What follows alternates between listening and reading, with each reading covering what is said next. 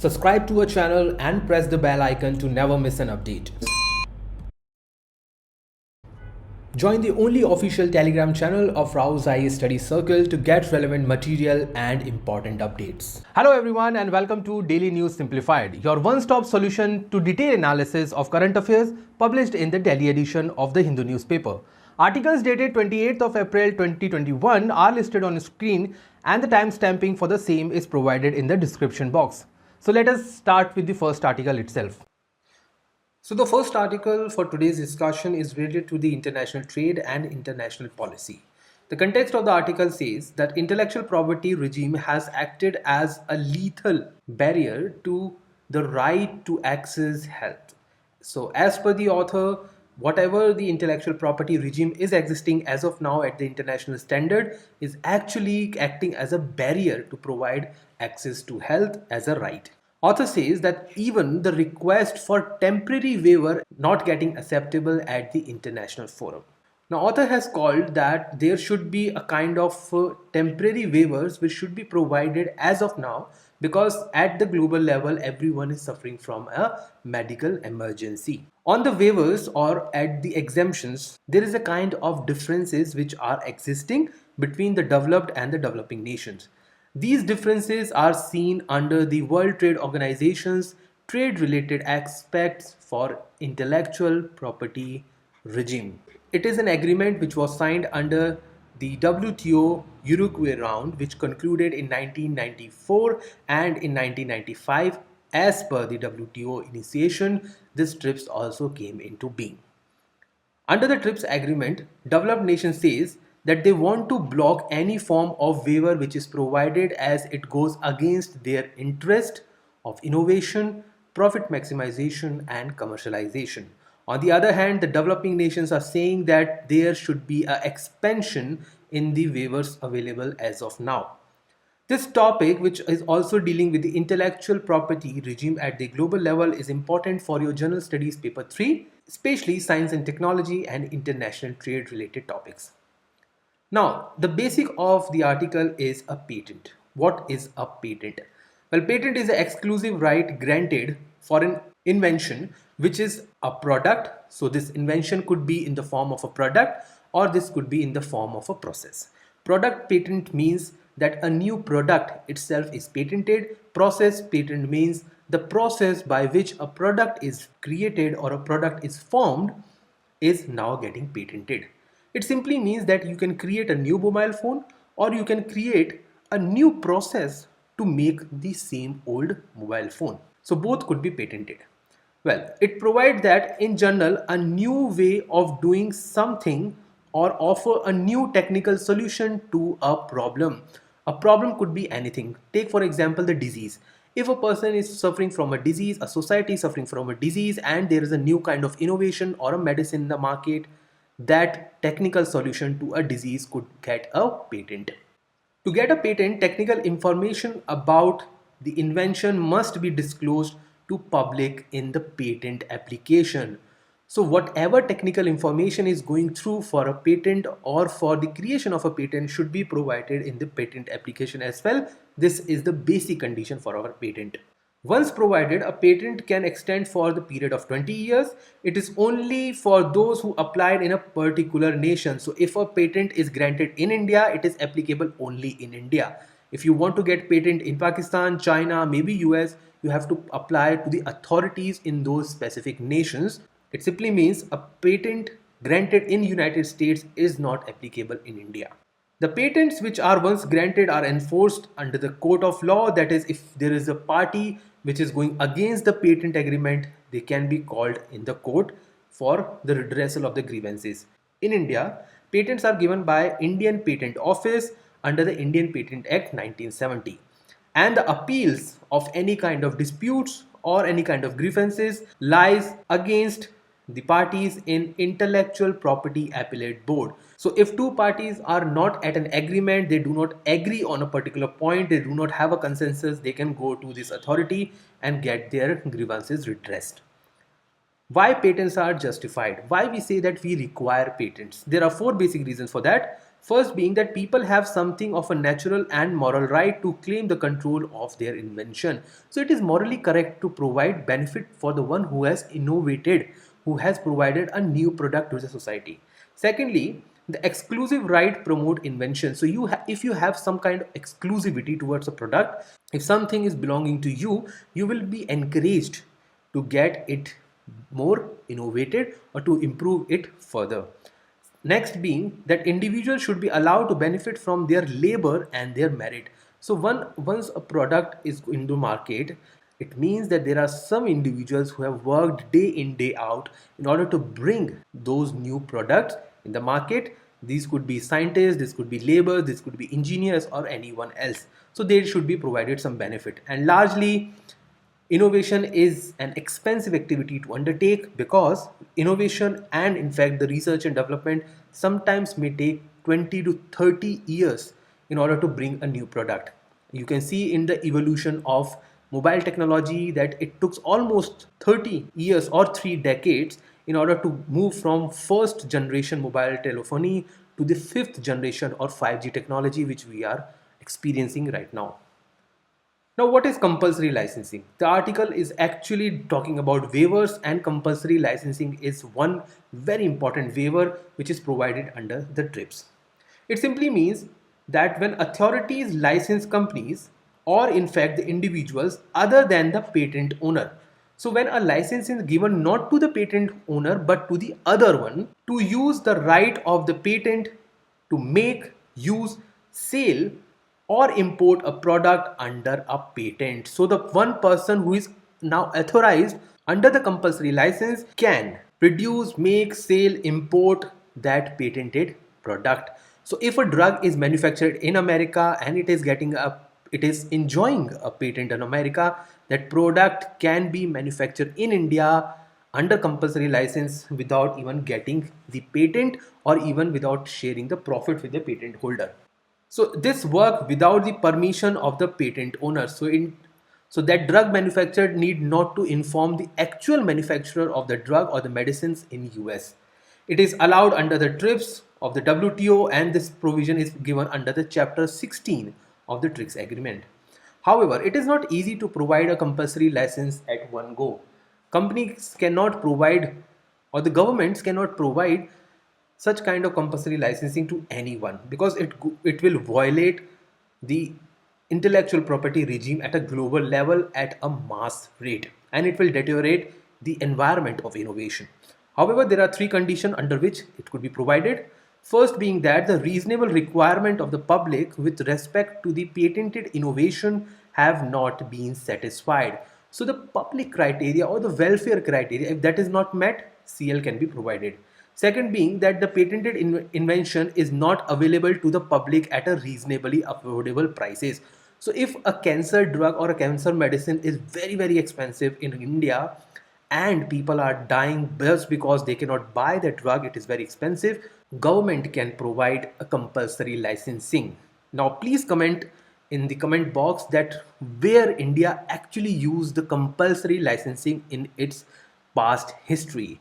India has used the compulsory licensing in a very important case few years back, and it became a news across the globe.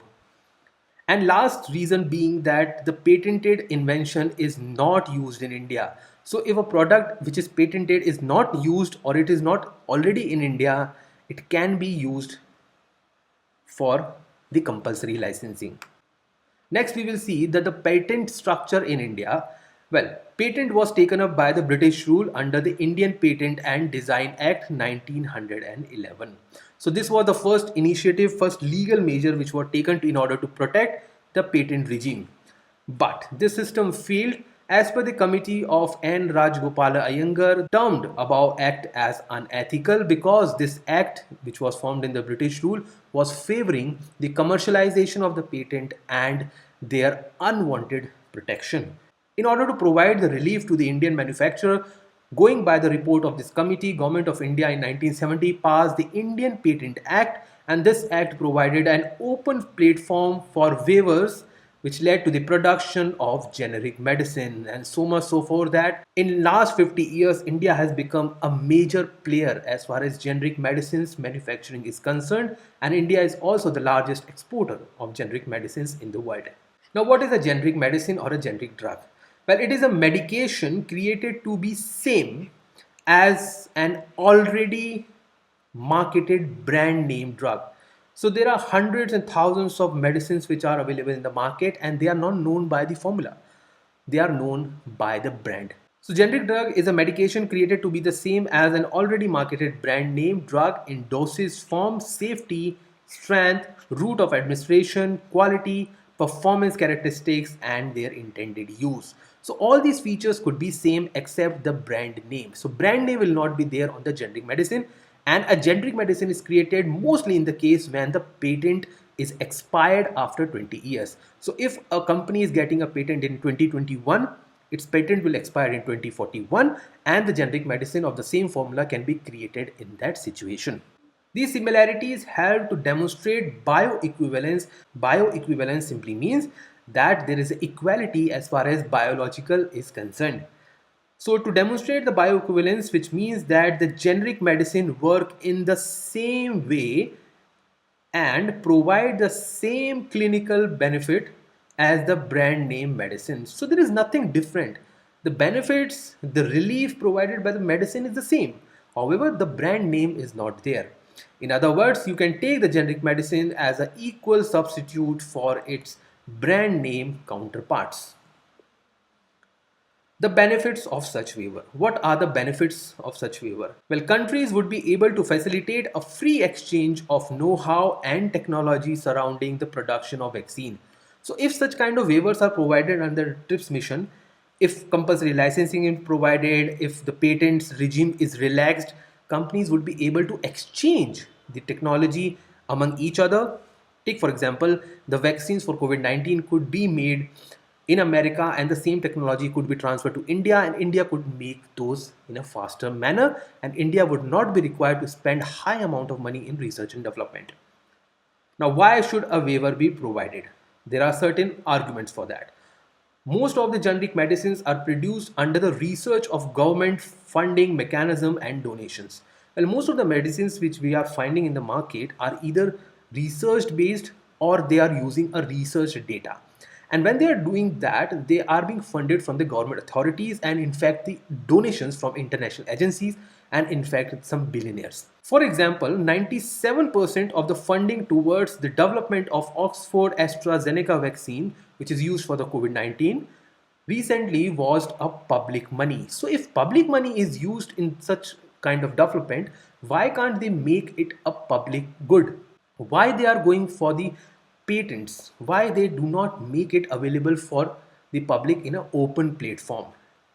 This kind of patent desire or patent greediness has actually created a monopoly in the pharmaceutical market. Secondly, the cost of innovation or the research and development could be easily provided through one-time payment. So if the cost of research or the innovation was 100 crore rupees, government can provide that 100 crore rupees with some prize or maybe some extra payment to the developer and can deny the patent altogether. So all these regimes can help in order to develop a kind of good environment and can help in reducing the disease burden at the global level altogether. Moving ahead to the next article. Well, this article is related to the Indian parliamentary functioning, and this article is very important for your prelims as well as for your mains examination. In prelims, question can be asked related to the parliamentary functioning and the parliamentary procedure. In the mains examination, question can be put up for standing committees in the parliament. The context of the article says that leader of opposition have asked Rajya Sabha chairman and the Lok Sabha speaker to allow virtual meetings as there is a medical emergency in the country of the parliamentary panels, including the standing committees. The same request was also made last year, however, it was rejected or it was declined, citing the confidentiality clause. Because as the meetings are going to be organized in the virtual manner, this is going to be on the online platform, it could be hacked or it could lead to breach of privacy. However, in this article, we will read more about the parliamentary committees, the basic structure of those committees, how they are functioning, what is the composition and related aspect of the Indian polity. The origin of the parliamentary committee date back to the British parliamentary system. So we borrowed the system after the independence and adopted it in the Indian constitution.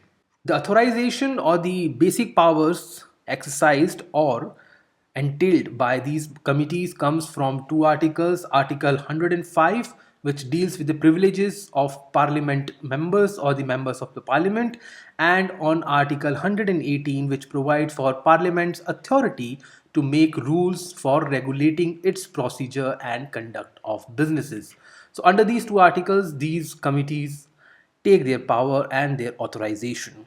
Basically, there are four kinds of parliamentary committees which are existing as of now. First being the financial committees, which look into the financial matters of India. Such committees include Public Account Committee, which is a very important committee, Estimate Committee, committees on the public sector undertakings. Basically, these are three in numbers. Next come the Standing Committee, which is also our focus for today. Standing committees, also called as departmental related standing committees, they are associated with the different ministries and the departments. Example could be the Committee on Railway and Health. Next comes the ad hoc or the select committees. Ad hoc simply means on the temporary basis. These committees are created for temporary purpose, like the select committee on GST. And the last one is administrative committees. These committees are formed for the day-to-day administration as far as parliamentary proceedings are concerned. Business Advisory Committee, Rule Committees, Privileges Committee. Now let us see more about departmental related standing committees. The total are 24. That means there are 24 DRSCs, 16 in Lok Sabha and 8 in the Rajya Sabha. The composition of each committee constitute 31 members, 21 from Lok Sabha, 10 from Rajya Sabha. However, there is a note of caution. No executive participation. It means these committees are directly represented by the legislator in the parliament. Legislator in the parliament means member of parliament and those who are not the ministers in the government, because ministers are part of the executive, and when executive becomes responsible to the legislature, that is the core principle of parliamentary proceedings. And this was even asked by the UPSC in the prelims as well. Members to these committee are nominated by the chair itself. In Lok Sabha, it is the speaker. In Rajya Sabha, it is the chairman. One committee may work for two or more ministries. So it is not a case that one ministry, one committee. There could be many committees to one ministry, or one committee could have many ministries. For example, the Committee on Science and Technology, Environment, Forest work for 5 different ministries. So this single committee work in coordination with the 5 different ministries. These committees work under the direction of the specific Speaker of Lok Sabha and Chairman of Rajya Sabha and take reports from them. They also have the dedicated secretariat for their functioning. Now, what is the significance of those committees or these kind of committees? Well, they provide interministerial coordination. They provide instrument for detailed scrutiny. So the bills, different proceedings, different policies which are made by the government could be scrutinized by these committees. They act as a mini parliament. As I have said, that parliament is nothing but the executive being responsible to the legislature. So they also act as a mini parliament. They provide unbiased opinion, uphold parliamentary principles of accountability. However, the main objective of such committees is financial accountability. So they take on the scrutiny of the budget provisions as far as different departments are concerned. There are some issues also which are associated with committees, which includes that only 27% of the bills were referred to such committees in the 16th Lok Sabha, and this is a matter of concern because it actually undermines the power of the accountable parliament in the country. Major and the controversial issues were totally surpassed by their scrutiny. So some of the important and controversial issues which took place in the last 3-4 years were not brought up to these committees for any sort of deliberation. For example, the deliberation on the Article 370 revocation. So when this article was revoked in 2019, such committees were not consulted. And lastly, the low attendance of members of parliament. So even if the meetings are called, members of the parliament largely remain absent. With this discussion, we now move to the next article. But this article is associated with an important historical event associated with the Middle East and the Eastern Europe. The background of this article has already been covered. However, we will look into the small historical aspect of this important event in the past. UPSC has asked random topics in the history as far as world history is concerned in the past. They have asked questions in the Suez crisis. They have asked questions in the Malayan Peninsula. So there is no surprise that they can ask questions in fact on the history of the Middle East or in fact the Eastern Europe. So going by the context of the article, the United States President Joe Biden has officially recognized the mass killings of the Armenians by the Ottoman Turks. Well, Ottoman Turks is a race, it is found in the Eastern Europe and Middle East. And they have recognized this act as an act of genocide. This could infuriate the Turkey. Turkey is a nation which is situated in the West Asia. The background of this article says the background of the article says that up to 1.5 million, that is 15 lakh Armenians, are estimated to have been killed in the early stage of the First World War, that is around 1913 and 1915.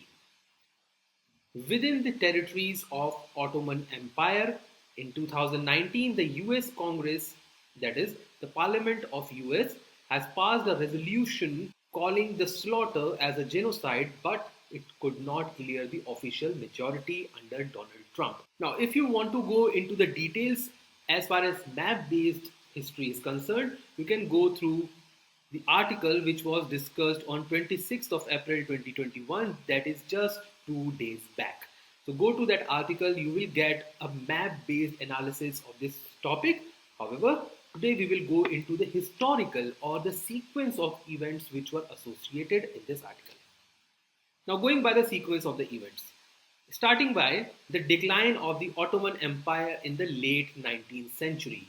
So as there was a rise in the European powers, they were going through the colonization, they were going through the expansionist policy, there was a decline in the Ottoman Empire. Then comes the Russia-Turkish War in 1877 that raised the enmity between the Turkish and the Armenians. Now why enmity between both these? Because Armenians were supported by the Russians. So Russians were supported the Armenians and therefore Armenians become anti to the Turkish regime. Then came the Treaty of Berlin and it dictated the terms to the Ottoman Empire that they should provide a kind of reforms for the Armenian people to live better livelihood. And later on, after the passage of this treaty actually annoyed the Ottoman rulers and they start creating attacks on the Armenian peoples from Turks and Kurds. These were the two racial groups which were attacking the Armenians in those times. Post 1908, attack on ethnic minority began at a greater pace. So number of people who were killed by the Turks and the Kurds actually got increased. So after the defeat of Turks in the Battle of Sarikamish, which took place during the World War I, it was blamed on the Armenians. So Turks blamed that because of the Armenian and their support to the other party, Turks lost at that battle. And this loss actually led to the intensification of the genocide of the Armenians. So they were killed for no major reason. On the fear of security from Russia, so Turkish had a security or inferiority complex from the Russia. What they did, they actually passed a legislation to deport, that is send out the Armenians via Syrian desert. Now where is Syrian desert? You can see in this map, this area is part of the Syrian desert. So they were supposed to go from Armenia to Syria and to other places. Now this is a very hot desert, no availability of water, dry days, high temperature. Most of them perished and this migration actually killed hundreds and thousands of Armenians during that point of time. And as per many historians, although it has not been declared officially, as per many historians and rough estimates, 1.5 Armenians lost their life. Moving ahead to the next article. So, the next article is related to the economic affairs or the basics of the capital and the money market. This article is related to the recent notification given by SEBI or Security and Exchange Board of India, an agency or a regulator which look after the capital market. What is the capital market? It is a market where long-term assets, including the bonds and securities, are exchanged. Well, market regulator Security and Exchange Board of India or SEBI has come out with a new framework to strengthen the policies on the provision or provisional rating by credit rating agencies for debt instrument. Well, you need not to go into the provisions or the new kind of a guidelines, but you should have basic idea about the credit rating agencies or CRA. So, what is a credit rating agency? Well, credit rating agency is an entity or a company that assesses the ability of the other company. Now, what are these abilities which are assessed? Well, it is nothing but a ability to pay your interest and principal on any debt. Assume that there is a company with the name Reliance Industries and it has taken a loan of 100 crore rupees from the market. However, if the company is unable to pay the interest or the principal of the loan, the company will get deteriorated on its rating from these credit rating agencies. However, if the company is well off, they can pay the interest, even the principal of their loans, that company will be provided the best rating possible. Now, how it is done? How these ratings are provided? Well, these agencies periodically denote a kind of alpha numerical values based on the comprehensive evaluation. So if you go through the ratings which are provided by these companies, you will find that the ratings will have representations like AAA or BAA or maybe B1 and so on and so forth. So these are alphanumerical identifications or the values. Now, what does this mean? What does this rating or this value mean? Well, higher rating means higher valuation of an asset of a company. So the best ratings which they are getting, they will be able to attract more number of investors in the market. Moody's, Standard & Poor's are some of the best or the global best rating agencies in the market. Now, going by the three models which are used in the credit rating agency as follows. In the credit rating agencies, there are three major stakeholders. Who are they? These are investors, company themselves, and the regulators. Well, these are the three demand making people, or these are the three entities which make demand for the credit rating agencies. Well, credit rating is not important for a common people like you and me. We do not need such kind of ratings for any other purposes, although these three stakeholders require ratings for different uses. Now let us see what the first says. First is issue pay model or issuer pay model. Under this model, the issuer, that is the company itself, pay the money to the credit rating agency in order to get credit ratings for instruments issued by it. So if loans, debt, instruments, securities, shares issued by the company, that could be rated by the credit rating agencies. Now, how it is done? It is done when a company provide all the necessary details such as balance sheet, balance details and all other to the credit rating agency, which then evaluates such kind of parameters and provide the best ratings to that particular company. The next demand comes from the investor, hence the name is investors pay model. Under this model, the investor is required to pay the money to the CRA in order to know the credit rating. Now, why would an investor pay money to know the rating? Because they want to make an investment. So as an investment, you will require to pay money to these agencies. They will give you the best rating for a company and you can invest your good earned money to the best rated agencies in the market. And the last one is regulator pay model. It simply means when a regulator like RBI or maybe SEBI demand some kind of ratings from these companies in order to know what is actually happening in the market. With all these discussion, let us move to the last article for today. This article was not mentioned in the newspaper. I have taken this article just as a matter of revision for you. Although you will be reading about these articles or you must have read about these articles, so just take this upcoming article as a matter of revision. Whenever I will come up for a discussion in the DNA, I will provide you one separate add-on article on an important government scheme, which is very much relevant for your prelims examination and those schemes which are in news for various reasons. So the news or the important scheme which we will take up for today's discussion is Production Linked Scheme, or PLI, or Production Linked Incentive Scheme. Now, what is Production Linked Incentive Scheme? According to the government sources, the objective of the scheme is to boost the domestic manufacturing and attract a large investment in the domestic manufacturing.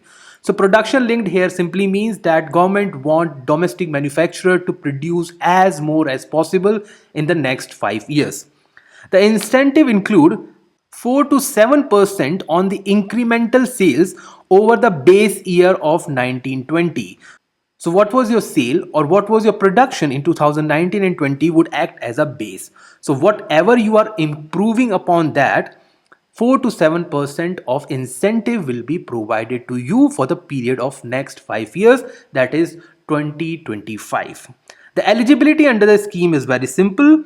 The incentives are provided under the scheme to only, so this is a keyword in the article, only those companies which cross the threshold in terms of incremental sale of manufactured goods and the incremental investment over the base year. So until and unless you have a good production ability, you have a good performance in the market, you will not be provided.